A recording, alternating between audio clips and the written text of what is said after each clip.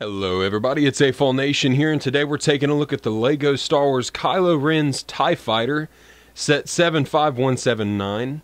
Let me just start by saying the moment I seen this ship in The Last Jedi, I fell in love with it. I actually purchased the set on Amazon back when it was first released in 2017 for about $80 new. The set has 630 pieces, but it's a very large build, as you can see here.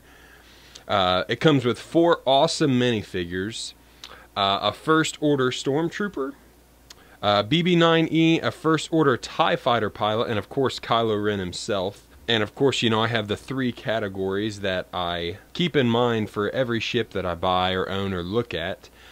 So the first one would be the minifigs. How are they? And they're fantastic in this set. We're looking at Kylo Ren right now. Of course, he has his specially molded lightsaber with a black hilt, actually. Here he has the soft cape. As you can see, it's very pliable. A very nice hairpiece, and his second face right there. Extremely angry. I'm not sure if he ever actually got that angry in the movie. But my favorite face is just a very serious face right here. He almost has, I know it's accurate to the movie, it's more of a material, almost looks like a chainmail type thing, but it's just more of a nice textured material front there. Second, let's take a look at the First Order TIE Fighter pilot. Comes with a small blaster here. Pretty common blaster.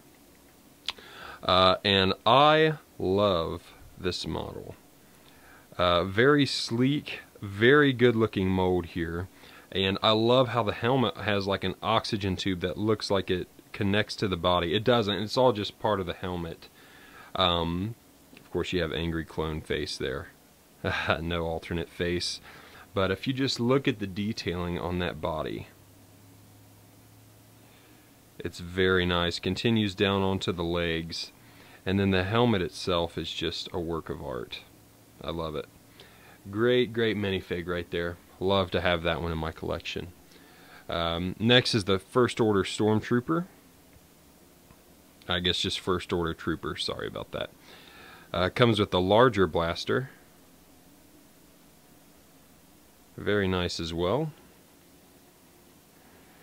And then here's the trooper himself. Pretty standard. He has a nice print, continues down onto the legs. Nice back print. Also, angry clone face. And your typical First Order Trooper helmet. And then the last minifig we have here is, of course, BB-9E, which was kind of a tattletale in the movie. But very nice printing all over this minifigure. He looks very nice. So let's move on to the next category. Okay, so we've taken a look at the minifigures. That's category 1. Category 2 is price. And sadly, the trend lately seems to be overpriced sets when it comes to Star Wars Lego. I'd expect to see this set for $60 to $70 when it came out, and not $80. That seems to push it a little bit. There's not a whole lot of expensive pieces in this build, and as awesome as the minifigures are, I'm not convinced they make up for the high price. So overall, I would say pick this one up on sale if you can find it still, and try not to pay $80 for it, even though it is an awesome ship. Let's move on to the last category, which is build. Okay, now the build was really enjoyable in this TIE variant. It's extremely sturdy, not really that repetitive compared to some other Star Wars sets, specifically TIE Fighters that LEGO's released. Overall, I really enjoyed building the set. You can see I love what they did with the cockpit there with that trans red. It just looks incredible, if you can get a close-up shot there. You can see the body here is a very good size. I love how they used primarily black and then accented that with red. Detailing on the wings here. Detailing on the back even. Got some trans red back there for the thrusters, I guess, or engines.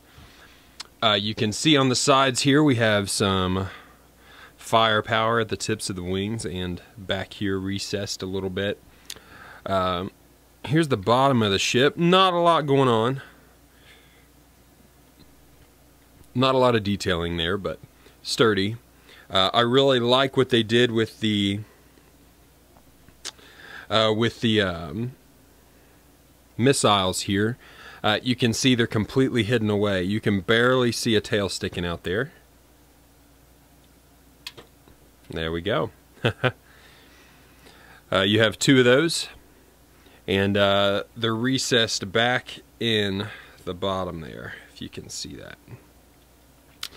But like I said, overall, very well built ship, very good build here. And let's take a look inside the cockpit. Okay, so unlike most TIE fighters that we've seen, the front does not fold out on here. Those are all solid pieces, as you can see.